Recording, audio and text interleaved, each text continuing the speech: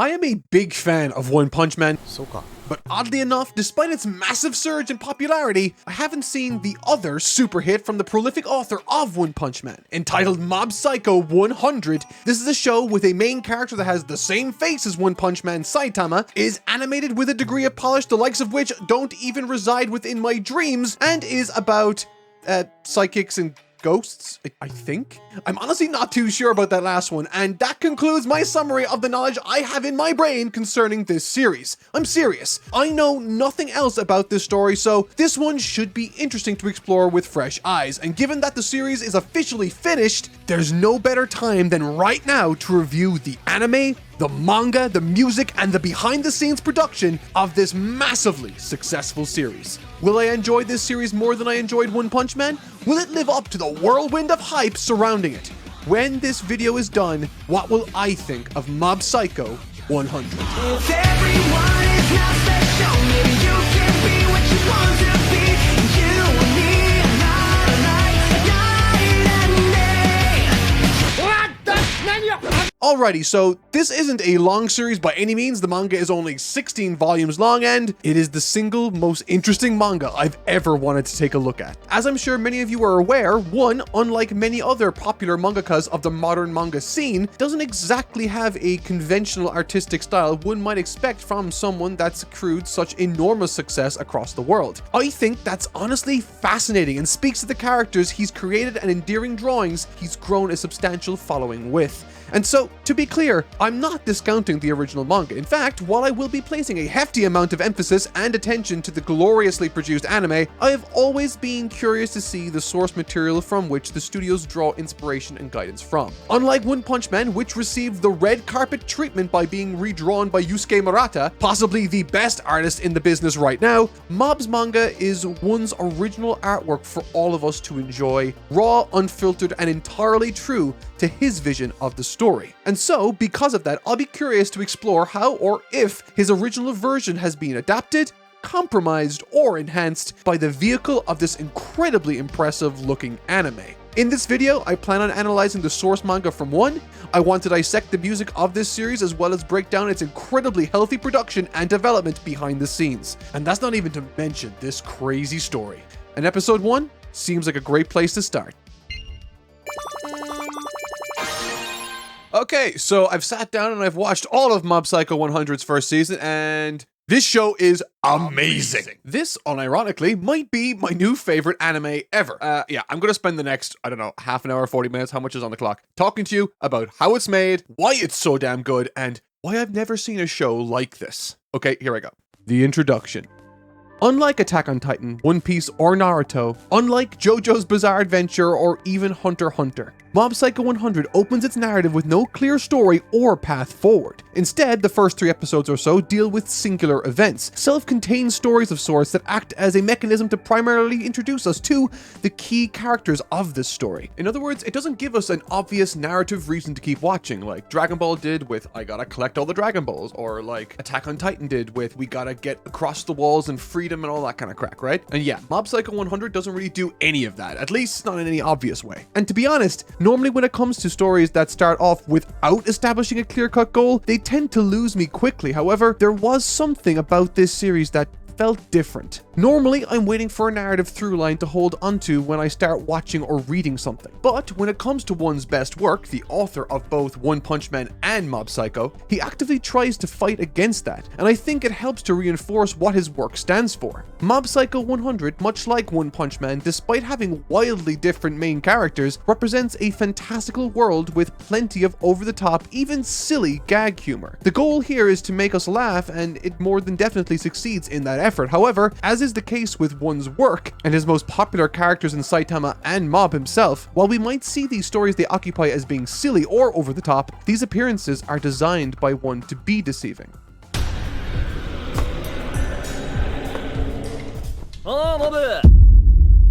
In other words, there's always more to these characters and these stories than what initially meets the eye. How a character is revealed to us oftentimes tells us a lot about their personality. In the case of Saitama in One Punch Man, he's very quickly depicted as the world's de facto superhero before, moments later, blowing away the monster in an instant. It is only later we find out that he's largely an unknown, doing it because he wants to. Such is the subversive nature of One Punch Man. Mob Psycho, while similarly subversive, takes an entirely different but similarly appropriate approach. Unlike Saitama, who was depicted as this impressive, impactful, and domineering superhero that's there to save the day, Mob Psycho opens by introducing Reigen, a smooth-talking, largely good-natured con artist pretending to be sidekick for hire. He is Mob's boss, and while he is a supporting character, Mob isn't even the second or third character introduced in his own story. And how the anime decides to introduce him is, honestly, I think, ingenious. As I will soon explore, a driving theme within Mob Psycho 100's narrative is that of manipulation and deceit, how others can use people to get ahead in this world, and the philosophy that comes with those that choose to not leverage their position to put down others. In the first episode, Reigen accepts a job to exorcise a ghost, fails to do so because of course he does, and then resorts to calling on Mob, someone who actually is talented and has the skills necessary to deal with this exorcism. He is the fifth character introduced in his own story, and when he is introduced, it's because Reigen needs him. Unlike Reigen, who exploded onto our screens with plenty of charisma and energy, or the dramatic and silly scene the couple he's dealing with had, or even the grand entrance the ghost made. Instead of all of that, Mob is introduced from afar, as a car that already looks like it's part of the background pulls out of the way, revealing some unassuming, shy wallflower, the likes of which look more unremarkable than any other character in this series. This is a perfect introduction to Mob as a character, and everything from his design, introduction, and even voice actor was measured to reflect that specific sense of normality surrounding him. Where Saitama eventually flashes onto her screen after a dramatic build-up, Mob, on the other hand, looks aggressively unimpressive. That is until...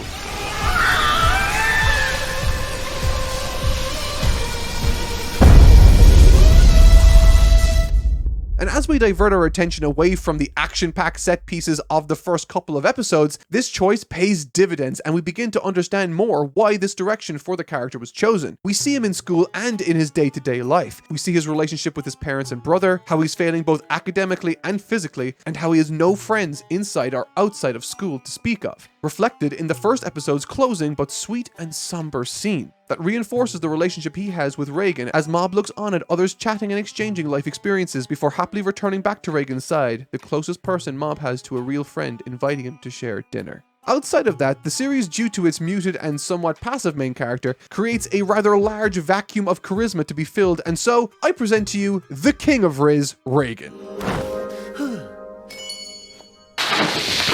The brief description I offered of Reigen paints him like an awful person, and while he sort of is in his own way, due to the way the character is written, it depicts a more roguish character than a complete reprehensible one. So much so that he pretty much steals the show if you don't pay close enough attention. In these opening episodes, and indeed through to the end, the fashion with which he's able to disarm what would otherwise be a dangerous or jailable offense with his gift of conversation is a fascinating superpower I've not seen presented in a more entertaining way on the page or silver screen in years. Reigen is a once-in-a-generation type of character, and he must be protected at all costs.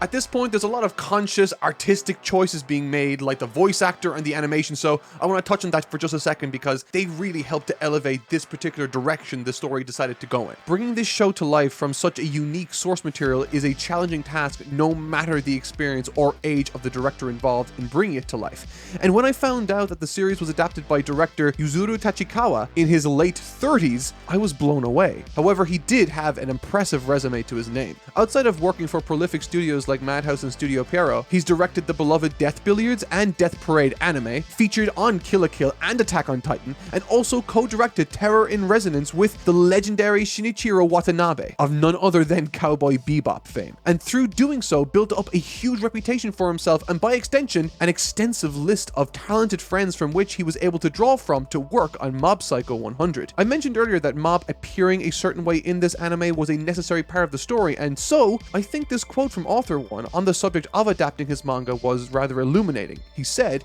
The only thing I asked the staff to do was to keep the anime's mob looking as close to the original as possible. But other than that, I'd rather an adaptation have some character to it than be a slave to the source. And through interviews, we can see as clear as day that Tachikawa, the series director, took the original work extremely seriously. And this rather serious and dedicated approach to the source material is clear from the get-go. Mob Psycho 100's animation style, approach, and philosophy largely runs counter to the standard practice of the modern animation industry in Japan. It shuns CGs, instead falling back on hand-drawn vehicles and interiors, all in the name of giving this series an old-school flavor, and to that effect, the legendary Yoshimichi Kameda came in as character designer, renowned for his inky and snappy animation across an endless number of shows like Full Metal Alchemist, Space Dandy, and of course, One Punch Man. And in this first episode, it's clear as day that he leads this outing. His work is the core foundation of Mob's visuals. Sketchy lines, dynamic and exaggerated facial expressions, snappy gesticulations. It's all Kameda to its core. He is quite a strict supervisor, but with talent like this, it works and keeps things alive consistently. Which is wonderful because the first episode bounces around from scene to scene, encounter after encounter, and without a consistently fun and expressive design and animation philosophy such as this, conversations such as those which Reagan engages in might not hit the highs the anime otherwise succeeded in reaching. This choice of initially and predominantly depicting Mob as an aggressively mediocre and mundane schoolboy was a measured but conscious effort. And as it happens, Setsuo, the actor who voices Mob in the anime, is a complete newbie. And when asked about this choice, Tachikawa had this to say: "I wanted Mob to have a voice nobody would recognize. I wanted the voice actor, just like Mob himself, to be someone relatively unremarkable. We had a huge number of candidates for the role, but in the end, Ito's voice most fit my idea of Mob." And so, I hope this brief analysis of the series' opening helps to shed some light on why I don't mind that the series didn't open with a clear narrative goal in mind, because it does seem to have a vague narrative goal. Mob has expressed to some degree a desire. That is, outside of the one vertical he's particularly exceptional at, he's weak in others and he wants more. He wants connection. He wants what the everyday person has. And him being this exceptional person doesn't seem to matter if you have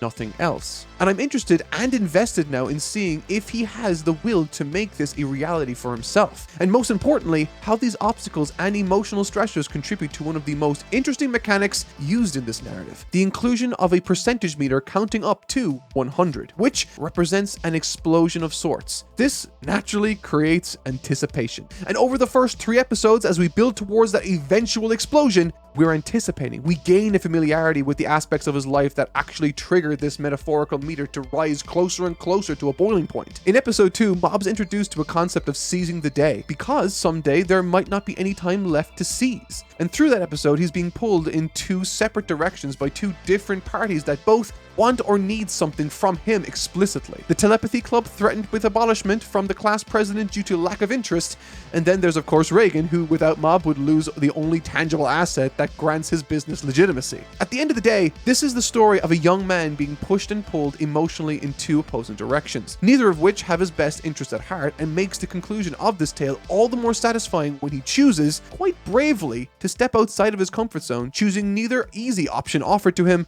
and instead chooses the path of self-improvement with, low-key, my favorite group in this entire show, the Good Gym Bros. They are amazing. The 3rd episode, however, is where we get a taste of what exactly we've been building to. And Mob in action is outstanding. And this crazy musical instrumentation that plays when he uses his powers is Wait, I haven't even talked about the music. Okay, music.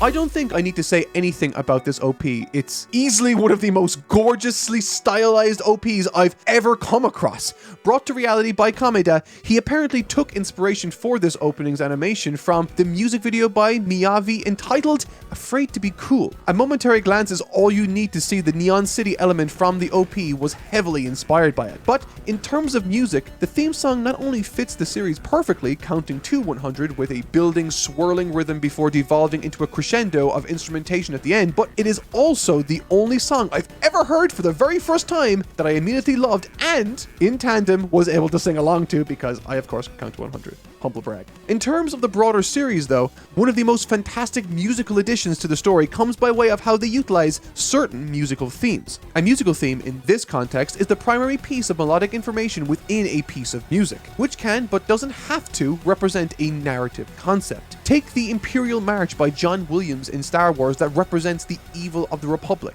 or Hedwig's theme from Harry Potter that represents places of safety and courage. However, this psychic theme of mobs is out of this world, and I have to talk about it.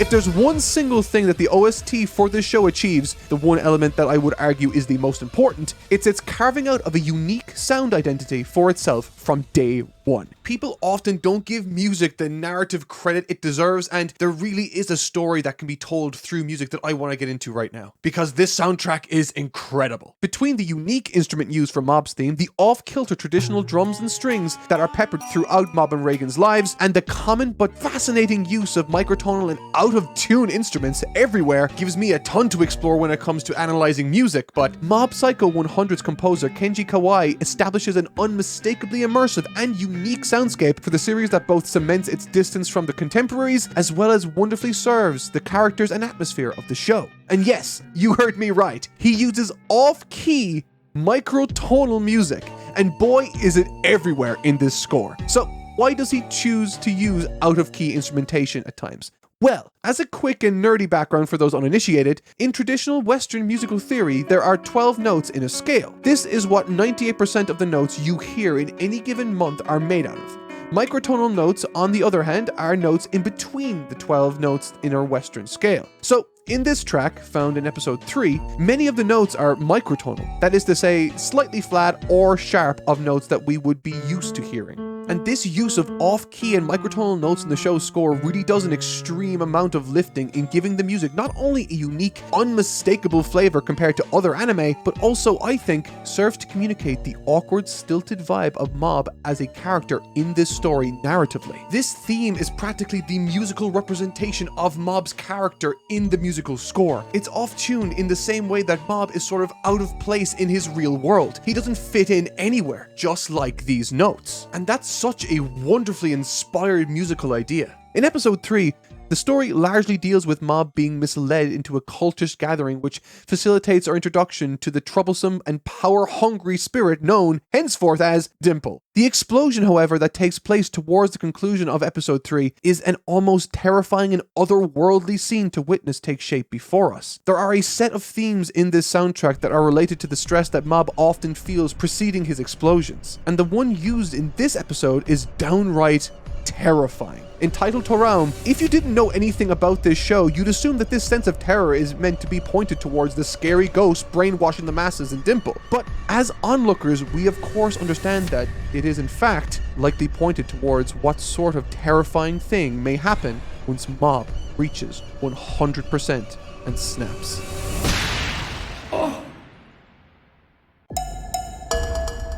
These opening episodes offer us our first glimpse into how scary Mob Psycho 100 could be. From the emotional state of Mob clear for us all to see, to the music used, to the animation, to the storyboard. And that's not even to mention some of the more obscure artistic expressions otherwise seen in this anime that give the series its otherworldly feel. Paint on glass animation is used all over this series and comes straight from Miyu Sato and adds such an unusual, almost ethereal, possessive, sinister atmosphere to the animation for certain more intense scenes and the series ending animation, and it is utterly perfect for a series like Mob Psycho 100. Episode 3's animation is led by Gozei Oda, an ex-Studio Ghibli in-between artist who gained substantial connections at Studio Bones after leaving. He's very much well known for his animation that isn't hugely concerned with detail, but instead with stretchy motion and unique smears as seen all over Mob's 3rd episode. It's not something hugely uncommon by today's standards, but it's a style he helped cultivate and popularize. And speaking of convention, typically when an episode of an animated series is produced, the animators actively try to stick as close to the model sheets produced by the character designers to retain a consistent look across the series.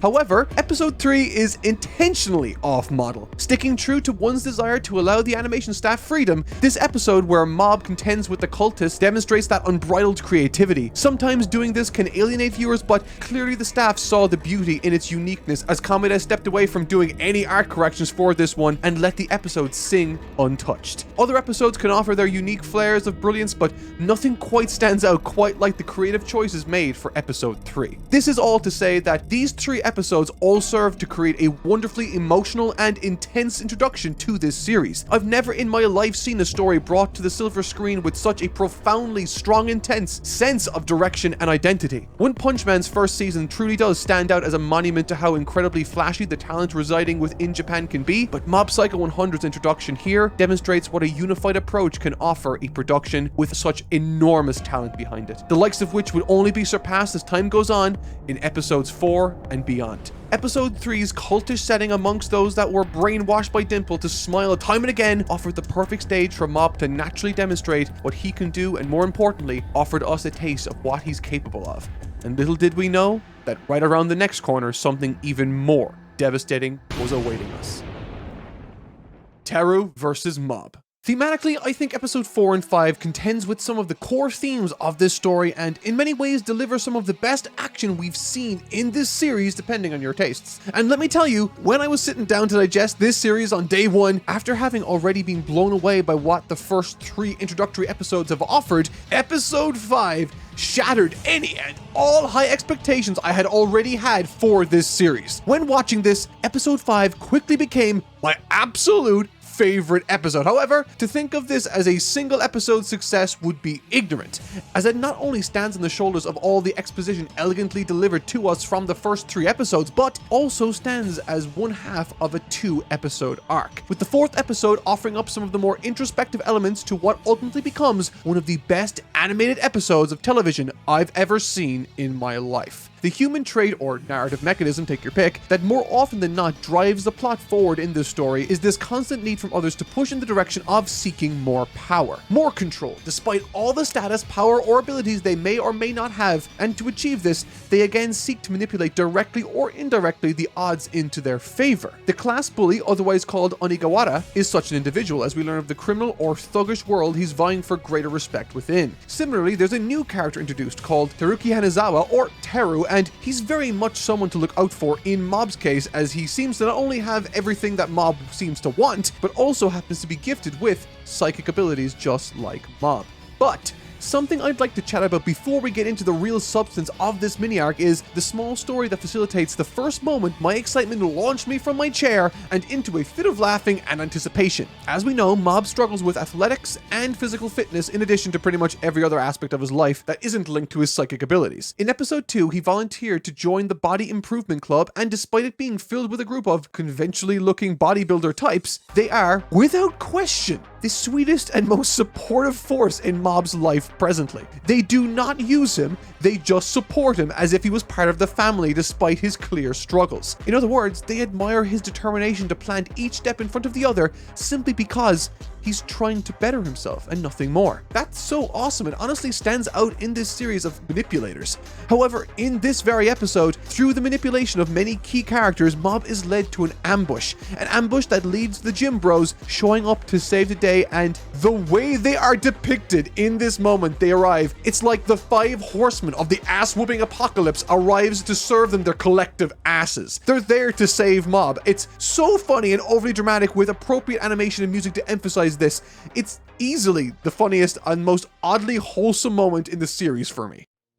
そもそも超能力なんて生きていく上で必要ないんだ。 This is the conversation that reveals Mob's internal philosophy regarding his powers and his willingness to use them. It's a beautiful and resonant sentiment that colors not just this mini-arc, but indeed the rest of the series and beyond. When it was revealed that Ritsu, his younger brother, wasn't altruistically considerate of Mob and secretly harbored a significant amount of resentment towards him, it by default introduced a phenomenal extra layer of nuance and complexity to this seemingly simple and lighthearted story. In this brief but illuminating conversation, Ritsu asks if there are things he, Mob, can't have if he chooses to use his psychic abilities. And Mob responds, yes, muscles, the ability to understand girls, to read his surroundings and get more wisdom. It's been explained and demonstrated that Ritsu has everything that Mob himself wants. He's popular and academically successful. And echoing this reality, Mob continues to say in return that he himself is envious of his brother for being able to do all of that. And in my view, this small statement highlights the key difference in thinking between Mob and the person who challenges him to an epic showdown later in this arc.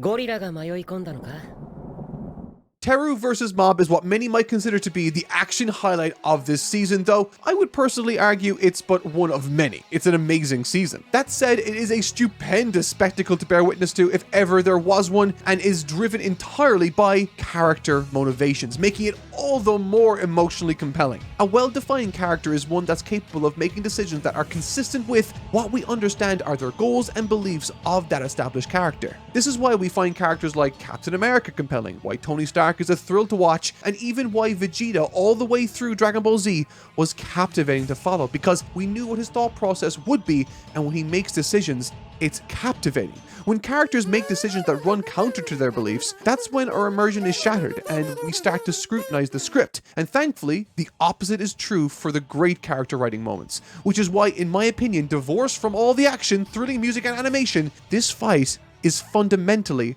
on a written word, brilliant. Not just because I enjoyed the characters, but because Mob and Teru in this instance represent opposing answers to a certain philosophical question that this show is asking. And that question is, should you use your powers for your benefit, whether they be supernatural or not? And Mob says no. Teru says yes. And this fight, more than just a clashing of powers and fists, is a battle of ideals. And whoever wins will likely change the other fundamentally forever. Interestingly, the very existence of Teru as a character highlights that Mob, if he so chose to compromise his ideals, could have everything he so clearly wants and yearns for. Teru uses his powers to manipulate people, to scare larger and more intimidating people to do his bidding, and can even leverage his abilities to heighten his physical prowess. All areas we thought Mob just lacked in are now areas we can see he chooses not to utilize because, as pointed out in the last episode, those that choose to use their positions or powers for selfish desires in an unfair manner are often blind to the shortcomings those shortcuts often open them up to. And as we see with Teru, oftentimes can lure them into believing that they are a god above all scrutiny and competition. And hilariously, but also fittingly, Reagan is the one who helped to instill that particular outlook on life for Mob. And when I learned that, I didn't know quite what to think. And in truth, it made me like and enjoy Reagan even more than I was already doing, if that was even possible. It's absolutely possible, and it happens at the end, and I'm definitely going to talk about it. But back on topic. This fight is amazing. Mob might be an oblivious character, but the author, one, sure does know how to write dimwits with strong moral characters. This is such a wonderful scene, and the dismantling of Teru's life philosophy is scathing. We are the same, he says. Without the powers, you're an average loser just like me. With the only difference being, Mob has the courage to navigate his world and life without them. The physical transformation that Teru undergoes as he slowly loses his mind fighting Mob is brilliant to see also, and not to mention hilarious. And perfectly, when Teru resorts to attacking Mob with his bare hands, he actually makes contact and chokes him to the point where he, Mob, begins to let his consciousness slip away. And as a result, we're building to an explosion when... What a wimpy punch. But this very gesture, despite it being so weak, is the heaviest philosophical blow thrown in this battle of ideals. For despite the dire circumstances, he refuses to use his powers. This is what moral conviction looks like. Not doing things because they are easy, but doing them because they are the right thing to do in that moment, despite being difficult. If he hadn't already, this is the moment where I believe Mob gained the respect of literally everyone else watching along at home. 使わない僕は変わるんだ From this point on, we're offered glimpses into the past where he and his brother, as little kids, were ambushed by thugs. Mob blacks out, and when he awakens, their bodies are strewn across the street with blood everywhere. This is a formative time in his life, one that I'm sure impacted Mob's fear concerning his powers and their outright use in day-to-day life. But I think this most importantly demonstrates something for us to notice. something we haven't seen from Mob's prior explosions. In those moments, he may have exploded with power, always looking amazing. However, he always also seemed to be in control. But this flashback to a traumatic event he shared with his brother shows something else. An instance in time where Mob truly blacks out and someone else takes the wheel. In this scene, the tone shifts. From the shallow philosophical battle that Teru was forcing Mob to engage in to an all-out fight for survival, as Mob loses all control and a distinctly different, almost terror-ridden atmosphere takes hold and refuses to relinquish control until everything before him is left in ruin, flinging Teru, naked, and half the school into the sky above the clouds. When he eventually returns to his senses, he realizes what he's done, cries, and laments the fact that perhaps he hasn't changed since that day after all. From an animation standpoint, episode 5 is absurdly good. This is all from the mind of Kenichi Fujisawa, who storyboarded this, directed it, and was its animation director also. He's one of the big names in the, quote, web gen movement. This movement refers to a young group of people who came up in the mid-2000s learning to animate on tablets and using software like Flash, helping their work feel distinctly different in an industry that even to this day primarily uses pencils and paper for animation. And much like episode 3, there's a distinct focus on movement with character rigidity and model correctness thrown out the window in favor of big idiosyncratic styles, which, as it happens, is a defining cornerstone of web gen animation. And you've seen Fujisawa's work already most likely, having made a name for himself on Naruto, animating one of the most iconic parts of Kakashi vs. Obito, having also taken part in other ambitious projects like Full Metal Alchemist Milo's movie and Space Dandy. Looking at these two productions, he's always been drawn to projects that try to do something different, and Mob fits that billing to a T. And impressively, this was his debut as far as having 100% creative control over the storyboard and animation direction. Tachikawa gave him all of the freedom, and this led to a fight that's extended in length far beyond what the manga initially offered, including hilarious new visual gags. Enjoy. And wonderfully, this demonstrates an understanding for what one said he was hoping the anime would do with his series. I'm sure when he watched this episode, he had a massive dumb smile on his face. In addition to that, the legendary Norio Matsumoto, who many will know for defining so much of battle shonen action in the late 90s and early 2000s, is here. He was a massive influence in Fujisawa's work over the years, which makes the fact that they eventually made friends and joined forces on this project an almost fairy tale-like ending for the duo. And it doesn't even stop there. This episode has so much care and thought put into its production that the quality even seeps into the sound and music design. Mob's theme, entitled Mob's Emotional Explosion, is without a doubt the centerpiece of the entire musical score for this show. So let's try to break it down for a second. Driving the piece is the only trace of percussion you will hear for a lot of the track, a kick drum hitting every single beat. This really propels the entire piece with a sense of energy, almost like a frantic heartbeat. You also have a piano and a synth accompanying this throughout the track, though they are mixed pretty well in favor of the star of the show. That instrument. What even is that? Is it a kazoo? What is that? Oh, it's this. This instrument is called a Seamoons. It sounds wrong to say.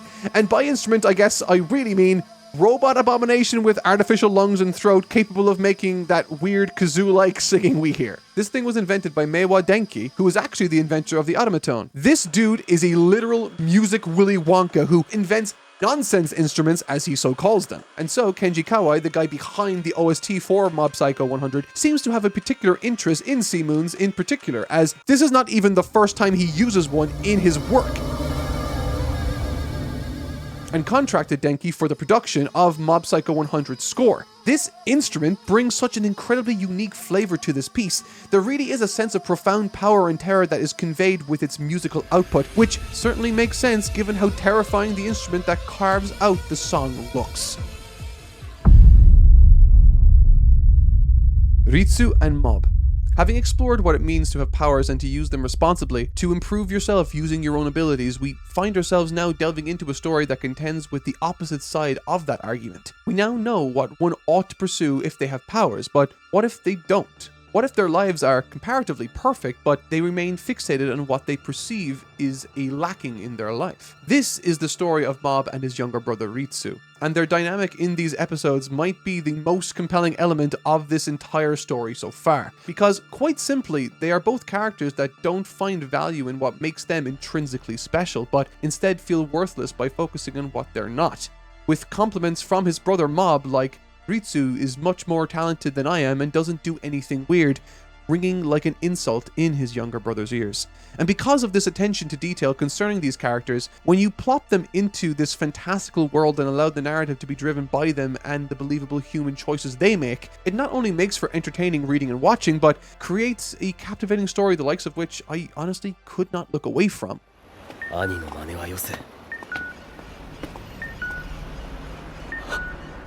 Early on with Ritsu, I was convinced he was a simple and kind younger brother. However, since then, he has evolved to a comparatively far more complex, believable, jealous, and, well, resentful younger sibling that has far more in common now with his older brother than he might think. Just not in the areas he personally cares for at this moment. Detached from that for a moment, the framing of Onigawara is an interesting way for Ritsu and Shinji to express their non-conforming or authentic selves, so to speak. It's all a balance of those who framed Onigawara leveraging their power, or reputation, to harass and frame someone who comparatively has less social credit. In other words, Ritsu and Shinji in this instance are in this scene making the same mistake and metaphorically doing exactly as Teru did in the last episode, abusing their power with them leveraging their strengths to prevent him from using what he's good at, his fighting.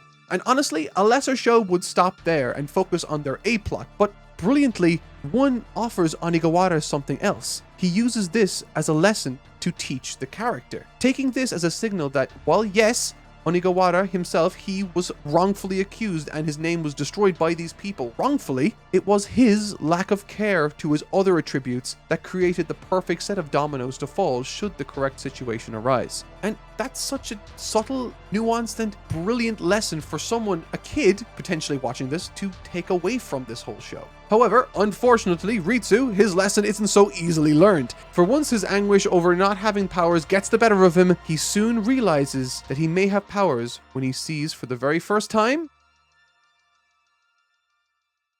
What's up, Dimple? As an interesting ruffle to this unfolding story, the surrounding gangs of this greater territory the world of Mob Psycho 100 is set in have bore witness to the terrifying power of Mob, without actually knowing who that in fact was, and this secures the reasonable level of uncertainty that makes the following chapters all the more interesting because, at some point, due to his abuse of power, Ritsu will gain the attention of someone he really isn't ready for. It's Teru, cosplaying as Marge Simpson, I think, or pineapple. Either way, he's not ready for this cat either. But what's awesome is that Teru now stands as a monument to the good that Mob can bring to people. He's completely changed his outlook, and as a reformed man, he recognizes the same sort of trouble appearing in Ritsu, following him all the way down an alleyway where he's confronted by an army of thugs ready to fight who they think is Mob, his brother, and really, this outing here is just to show the progression and downfall of Ritsu, the evolution or progression of his powers, but the downfall of his ideals as a character. The destruction he's wrought on this group of troubled kids is unsettling, and in the eyes of one individual, it's more unsettling than anything else. うちの弟が怪我をさせてしまってどうもごめんなさい。今後とも仲良くしてやってください。 I spoke earlier in this video about the two most famous characters one as an author has created in Saitama and Mob respectively, and how they differ from one another while sharing many key parts of how their stories are written in common. However, I think taking a closer look at the fundamental differences between these two now iconic characters will shine a light largely on what substance is at the core of this phenomenal scene, and why I believe Mob is, when comparing these two characters, potentially the most relatable. Mob and Saitama are most different in that they are driven by different themes around their similar situations. They are both wildly strong characters that dwarf everyone around them. Neither are particularly intelligent and have to of course contend with the mundanity of life despite their supernatural abilities. However, at his core, Saitama from One Punch Man is ultimately an exploration into the question, if you manage to become great or the best, then what? What more is there? Delving into the practical and emotional consequences of achieving exactly what you set out to achieve. In other words, in the specific case of Saitama's, is being better than everyone else worth it? On the flip side, through the character of Mob, he is an exploration of what the best even means in the first place. Does being the best or strongest psychic of all time matter if you're miserable and can't make friends? And to that same end, considering the point of view of Ritsu, does being the most academically successful or popular kid at school matter if you can't do what you want? In Ritsu's case, it's being psychic, but this question can easily be posed to anyone and highlight their weaknesses, whether they be getting good grades, doing well in sports, or what have you. The dichotomy of what people have versus what they want, with the potential results or findings of that thesis being that there isn't a best thing to be good at. Because as Mob has gone to great lengths to explain, being special at one thing doesn't make you any better of a person than the man next to you who sucks at that. This, as I alluded to earlier, is highlighted in Mob's heart-to-heart with his brother in episode 4 and further reinforced through his battle with Teru. In other words, Mob is forced to grapple with and evolve from the cards he has been dealt in life. It just so happens that hand he's been dealt is being the absolute best psychic of all time and sucking complete ass at literally everything else. And I think it's for that very reason why Mob resonates with those that take the time to watch this series so easily. A sense of connection is formed to the character of Mob that I think is even stronger than that which One Punch Man establishes, simply because that theme that Mob himself as a character represents is so much more relatable. Every single one of us has something that we believe we are exceptionally good at, and we all have aspects about ourselves that we find deeply unsatisfactory. Finding our personal worth among those elements is so hard, but Mob is living proof that pushing yourself outside of your comfort zone to strive for goals that don't come easy to improve yourself are always worth it. And this is what I love about one's writing. On its face, it presents as a gag manga with little else to be expected from it aside from some supremely well-crafted comedy. But when you least expect it to, it can profoundly reach across the screen and give you a wonderfully emotional and enriching experience, the likes of which are seldom seen in this genre. This fight for the fate of Ritsu is utterly and dumbfoundingly gorgeous. The movement, the framing, the dramatic camera work, the awesomeness that Mob is emanating with the greatest of ease is spectacular, and interestingly, this scene brought to my attention something I honestly should have noticed sooner. Mechanically, Mob's action scenes are fun for the same reasons Gohan's action scenes are in early Dragon Ball Z. They are both innocent and unassuming characters that want nothing more than a peaceful resolution, driven to a breaking point they didn't want to reach before finally erupting in an incredible show of force. Even some of the framing of Mob in this scene feels reminiscent of Dragon Ball Z at times to me, which is more than okay. However, for the first time in this series, Mob has a lot more on his table here than might meet the eye, and due to that, we're shown a side of him that we've only seen once before, a terrifying set of powers that engulf the thoughtful and kind personality of the young Mob, and in a devastating series of attacks. Heavy and precise ones that border on difficult to look at times, Mob is eventually outsmarted, leaving his unconscious body still animating itself in a further unsettling fashion, struggling for consciousness. Of these 3 episodes that make up this section, there's really only one that possesses animation and direction I felt I needed to touch on, and it's episode 8. It might be my favorite episode, I don't know. And you know what? I'm leaning into the meme. This might be the best episode I've watched in the series so far. After 2 smaller episodes, Mob's insane production value returns in full force, and the show's character designer, Yoshimichi Kameda, takes the reins once again as animation director, with a storyboard that features heavy contributions from the series director, Tachikawa. You can feel Kameda's expert and confident touches all over this episode. From the sketchy line work to the awesome poses, it's unmistakably Kameda. Furthermore, this episode is packed to bursting with an enormous number of insanely talented animators, the extent to which could very well be its own standalone video. But perhaps the most important inclusion here is Bones' superstar, one of the most influential animators to ever exist, with hundreds of people now animating his distinct impact frames and cubic debris. It is of course Yutaka Nakamura.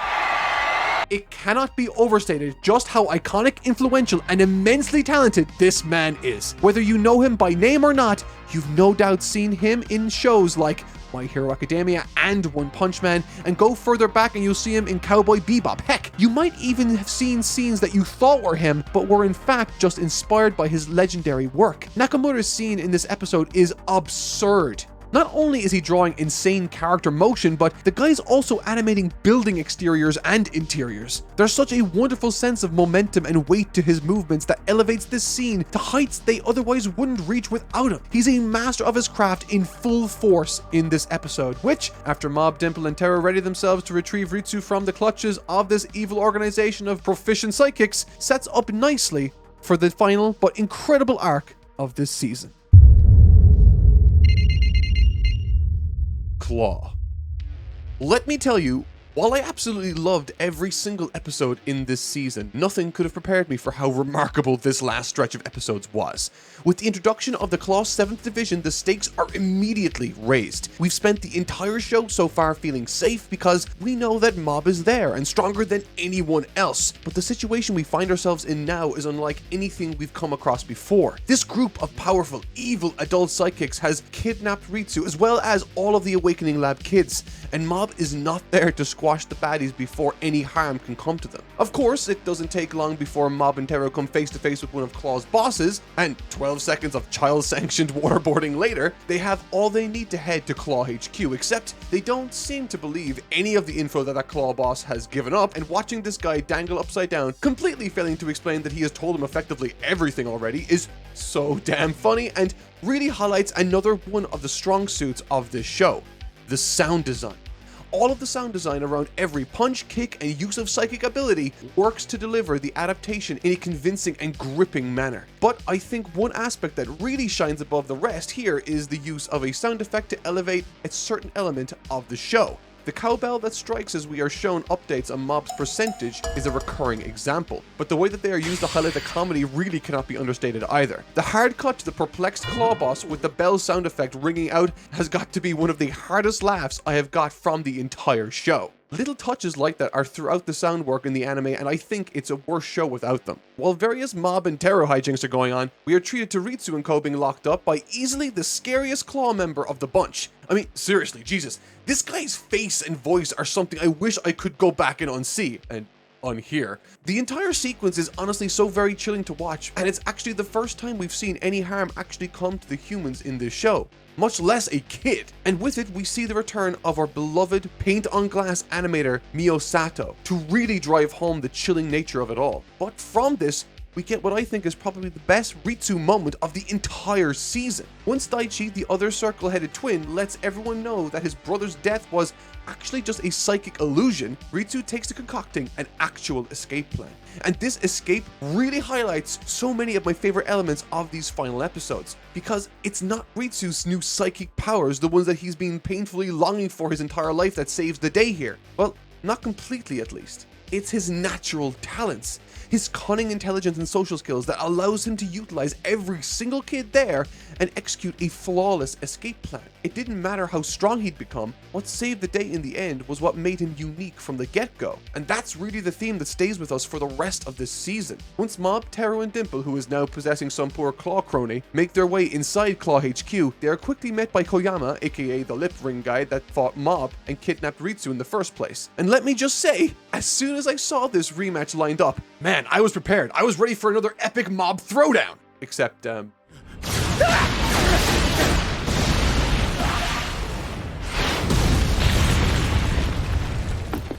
yeah, yikes. None of them are messing around. In fact, the entire episode revolves around Mob and crew splitting up in search of Ritsu, and man, is that episode fun. This entire mini-arc has so much more of an ensemble cast feel to it than anything we've seen so far, and it's just a blast to watch as we bounce back and forth between Dimple and his stolen body shenanigans, Teru competently dealing with the terrifying espers sent his way, and Mob, well, we actually don't get to see much of Mob fighting, in fact. These poor Claw bosses are up against Mob with no concern for holding back, so most of them don't even last long enough to warrant being defeated on screen, apparently. And honestly, seeing Mob completely and utterly decimate everyone in front of him isn't even really scary at this point. It's almost euphoric.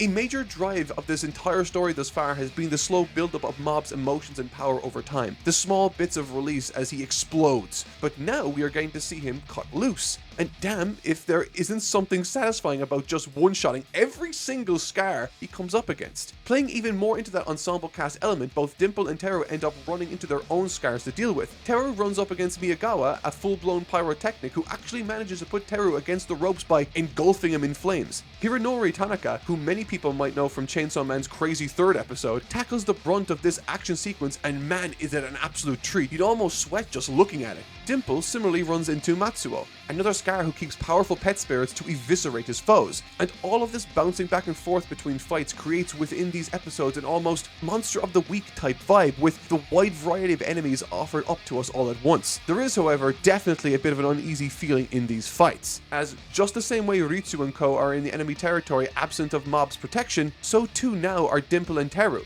And while we do have decent confidence in their strengths and abilities, there is still this creeping feeling of danger as they face increasingly stronger foes alone. Because, as we've been reminded time and again throughout this series, the full weight of this mission's success rests on whether or not Mob can win the day. The rest of them, in our eyes, can help, but they also just need to survive. Dimple's fight with Matsuo is definitely the first and most prominent example of this, as he is largely outgunned and outmatched against these full-power spirits he's up against. Dimple is such an incredibly enjoyable character to watch, so seeing him manage to outwit his enemies by possessing, unpossessing, and then repossessing his borrowed body to get the enemy away from him is a whole lot of fun, but expertly plays into this character. At least until we learn that Matsuo has more pets still and seals Dimple away in a jar crammed full of the hungry bunch. And with that momentum shift, so too is Teru also taken out by a tag team of claws that catch him off guard. It's at this point the stress noticeably starts to build in the story, and so as not only Dimple and Teru are both captured, but Ritsu and company also run into and are swiftly taken out by Sho, a powerful young psychic who apparently isn't even a member of Claw's 7th Division, but a visiting intern? What's this kid's deal anyway? I don't know. I'm sure it won't matter later on. As the episode heads towards a close and Mob dispatches yet another few scars both on and off screen, he also discovers and knocked out Ritsu on the ground following his fight with Sho. At this point, the light-hearted bad guy swatting vibe of the mini-arc comes to an end, and in its place is a very real, palpable sense of terror. Already grappling with a crippling sense of grief and depression, Mob is ambushed by the same Claw member that showed the Awakening Lab crew visions of their member's death, and in that very same way, he shows Mob visions of Ritsu's terrifying, graphic, bloody demise. Mob has dealt with a lot of stress in this season so far. Much of it has been too much for him to take, and has resulted in the incredible yet terrifying explosions we are now accustomed to seeing. But this one is different. As the percentiles struggle to avoid reaching 100%, the climax is not one of rage or even furious violence. It is something entirely different as we see flashed on screen rejection. Mob, perhaps out of pure subconscious defense, completely rejects what he is seeing and reflects all of his fear, remorse, stress, and power back onto Muto, leaving both him and Mob completely unconscious and injured. The scream that Mob lets out here is without a doubt my favorite bit of acting in the entire season. His scream and the way it is mixed and layered is so raw and chilling. It blows me away every single time I take a look at it. And with that, the stage is set. The Awakening Lab kids, Dimple, every single one of our protagonists are defeated or unconscious. Locked away in a room that inhibits all psychic powers, there is no one left, and certainly no one strong enough to take down Claw. They've lost.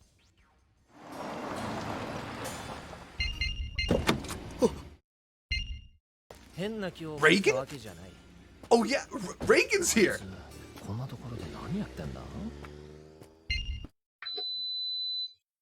Say the line! Mark.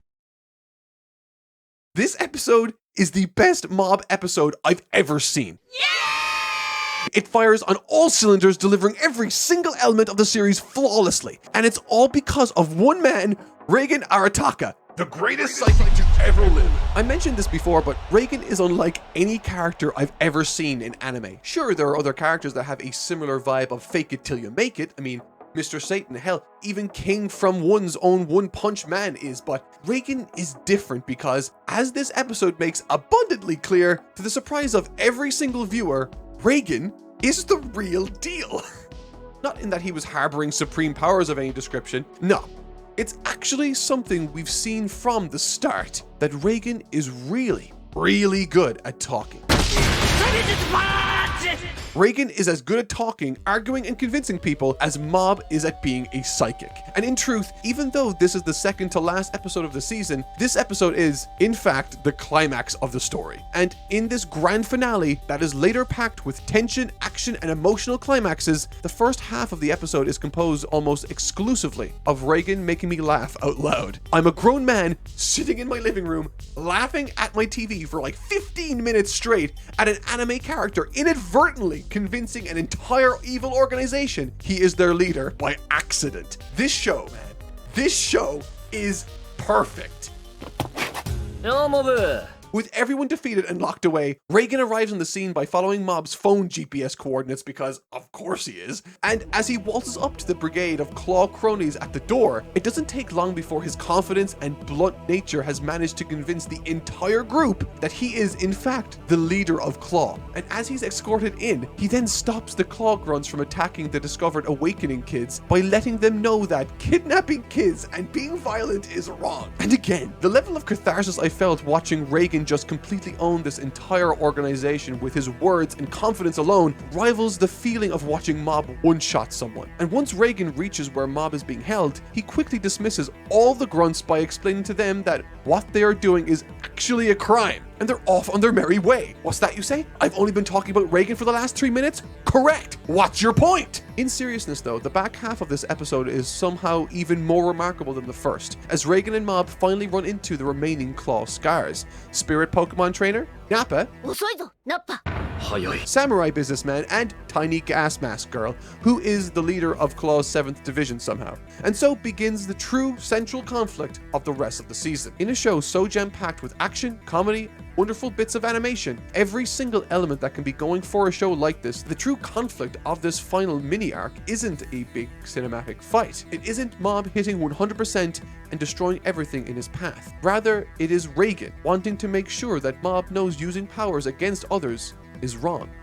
With 4 separate scars directly threatening the lives of his mentor, family, and friends, Mob is so desperately backed into the corner of being an anime protagonist and fighting back, but despite all of that, Reigen continues to insist that Mob shouldn't. I find this core emotional conflict so enthralling, and not at all what I expected going into this show. We all know that Mob could wipe all 4 of these people off the face of the earth without so much as a second thought, but should he? He's just a kid, a literal middle schooler who hasn't even figured out how to get his crush to notice him. So often when we sit and watch shows like this, I think we tend to discount the reality of the situation, rationalizing it away as being necessary or what other choice do they have? But Reigen rejects that entirely. He walks into this arc uninvited, looks us straight in the face and says, "Are you crazy? These are kids." And the hardest part is, it's difficult to say what is right at this point, because yes, Mob is just a kid, but he's a kid who is about to be brutally murdered along with everyone he knows if he doesn't fight back. Does not hurting others with your powers really warrant letting that happen? It's all happening so fast. How is Mob supposed to figure this out? Well, Reigen doesn't really give him a chance to figure it out. While everyone is distracted trying to take Mob out, Reigen whips out another one of his special techniques, this time in the form of a simple drop kick to the leader Ishiguro and punching Muraki in the face, which actually works surprisingly well, at least for long enough to let him talk some more. But unfortunately, Reigen miscalculated here. His plan to knock some sense into these adults and take them out of murdering actual children means nothing when he's up against these people. They aren't really adults. They're practically grown children, stuck in arrested development, still fighting their battles and aiming for their goals with fists and blades. So, with all of them completely ignoring Reigen's words, the big battle of the season commences. And wow, what a battle this is. This entire show is incredibly animated, but perhaps nowhere is that as apparent as these final fights. In fact, by the time this episode was airing, the entire anime had wrapped up its production and completed. Now, that might not sound like all that much of a feat since there's only 1 episode left, but unfortunately, almost all anime are run on a painfully tight schedule. So the fact that this anime managed to wrap up production entirely before its penultimate episode even airs is remarkable to me. This episode also marks the entrance of one of Mob Psycho 100's most prolific names in its production, Hakuyu Go. tackling multiple long cuts in both of the major fights here. He was 24 years of age when this was made, and had only just joined the industry 2 years prior. I mean, how do you even begin to talk about something like that? The background animation, the effects work, and the Nakamura-esque inspired, full-drawn environments. I mean, it's just absurd. 24 years old, let me remind you. And while I haven't watched it yet, it is my understanding that he is here to stay going forward with Mob Psycho as an absolute powerhouse of a contributor to this production. As the fights continue to progress, Teru, Ritsu, and Reigen continue to lose ground and become more in danger, as Teru continues to call out Mob, begging him to fight back for real to save them all. Insurmountable pressure then starts to build. With each blow traded in the background, Mob's stress and conviction grows further. If he doesn't do something, they're all going to die. Reigen desperately pleads to Mob to not fight back. But they can't run. They're all fending off deadly attacks from powerful psychics. Reigen pleads one last time, don't fight against someone with murderous intent. From all of this, with nowhere else to turn, no choices left to make, Mob is backed into a corner, and as Miyosato's absolutely remarkable painting glass animation returns once again, Mob makes his choice. やめとけモブ、お前が苦しくなるだけだ。嫌な時はな、逃げたっていいんだよ。 This moment is genuinely, for me, the climax of the entire season. The hard cut from the build-up of the music and visuals surrounding Mob's rage and acceptance of murderous intent to Reigen smacking him in the face and setting him straight is absolutely flawless. Every single element presented to us indicates that we were about to see Mob completely cut loose and showcase all of his powers to us in a fantastic demonstration of raw power and rage. I mean, it's nearing the climax of the anime. Of course it will. And there's plenty of precedent set for this to create our anticipation. But with one slap from Reigen, every single element of this anticipation is hard cut away from in a single frame. Reigen has managed to cut through all of this and get it through to Mob and us as an audience, and later the rest of the people in the room, that this is all meaningless violence and not how children should act. The entire scene is so incredibly subversive of what you would expect from an anime, and the audio and visuals execute on that completely flawlessly. What a show! It is such a shocking, beautiful piece of television, and it couldn't have concluded any other way, really. Every single action in this entire season, every character conflict surrounding Mob, every piece of Reigen wackiness, it all comes collapsing in on a singular moment and the flashback that follows. We see the very first time that Mob meets Reigen, and Reigen plainly lays out the central thesis of this entire season. Just because you have psychic powers doesn't make you any less human. The same goes for people who can run fast, or are smart, or even who stink. We all have characteristics that define us, and in the end, they are not what define us. What matters is embracing who you are, being kind to others, and becoming a good person. What a powerful theme. What an incredible message. Not just for the child in distress here, but for all of us. 師匠!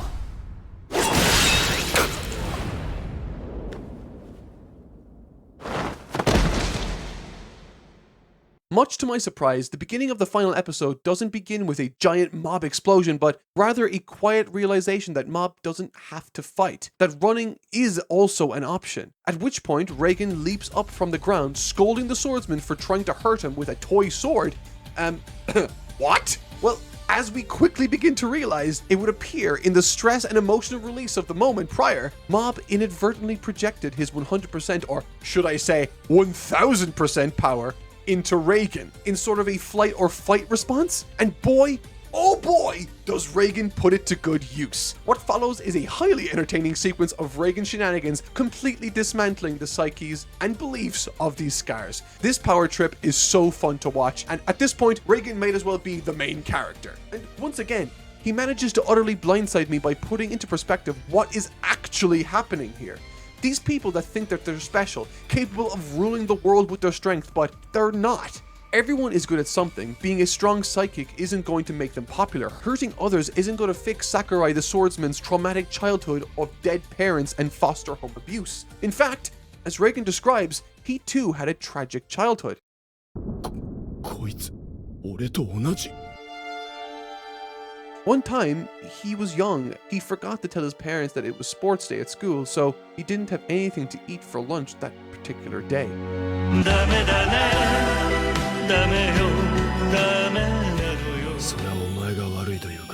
Despite the insanity of all of this, Reigen seems to manage to convince all of the claws. Though it was Mob's power that facilitated his actions, it was actually his approach and charisma that made the difference. All but their leader Ishiguro, who, as it turns out, is, oh dear god, he's a wrinkly old man. Make it go away. With Reigen's powers run out and Mob exhausted, Ishiguro's final tantrum would surely spell doom for them all, if it wasn't for the fact that the climax happened last episode, that is. So, as it happens, Sho, that intern kid from a few episodes back, is actually the Claw's leader's kid and was checking up on the 7th Division the entire time, promptly putting an end to Ishiguro and caps off the combat. Disappointed, however, in Mob's decision to run. The rest of this episode is a sequence of really cozy tie-ups and check-ins on all of our characters. Mob is glad to be back at school with his crush, the gym bros continue to be sick as all hell, and Teru is ready to lead the Awakening Lab kids onto higher highs. Reigen, able to see Dimple now, is happy to have another helper at his side, and looming over the distance, Claw's leader seems to approach. If it isn't clear already, I think this resolution, this arc, and well, really this whole season are utterly brilliant. Those of you who watch my channel often enough know that I'm not always this positive about the works that I watch or read, but there is a reason I am now. This show delivers on every possible front. The story, animation, music, sound design, compositing, editing, storyboarding, everything is working in tandem to bring you this wonderful story and characters in the best way it possibly can. And the story that we do get, in the end, is 100% worth that Herculean effort. I have watched a lot of anime and read a lot of manga for this channel, as well as in my personal time across my whole life. Some I've liked, some not so much, but it has been quite some time since I so deeply enjoyed watching an anime like this. The characters and themes it delivers are remarkably genuine, thoughtful, and enthralling, and I can't wait for what Season 2 has in store for me. In the end, the core motivation behind my wanting to explore this series in greater detail was that I wanted to try to make sense of why or how someone like One became successful as a mangaka. Over the years in reviewing these stories from the East, my aim has been to uncover the footprints or fingerprints each and every artist invariably leaves on their work as I read them. Whether it be the rebellious nature of Araki in JoJo's Bizarre Adventure, the pain and anguish left behind by Togashi in Hunter x Hunter, or even the initially sad but inspirational journey of Kishimoto through the likes of his Naruto series. Normally, people tend to have a superficial reaction to one's work because of how it looks on the surface. More so than any other successful mangaka out there, one's work tends to be initially dismissed, with those that are not open to understanding how it reads or how his work works, making up a common part of one's experience trying to make it as an artist in this industry. However, true to the lessons he's learned and almost exactly like the stories he's written, the crude looking mangas and the silly stories he presents often have far more going on right beneath the surface than one might expect. But once you do notice it, that's the moment that one not only wins you over as a fan, but potentially, if you're lucky, changes your outlook and approach to life for the better. And so, before I finish this episode, I'd like to share a quote with you. Nearing the end of a particular conversation, an interviewer says what he takes away from Mob Psycho 100 is that you can't truly grow up without interacting with other people, further adding that he doesn't recall any other manga that puts so much care into depicting one's own personal growth. In response to these observations, One explains his approach towards Mob Psycho 100. What I have in mind is to tell a big story of one little step. I don't believe our lives change completely for the better at a short notice. It's all the small progress we make that's important. That's what I think while drawing this manga.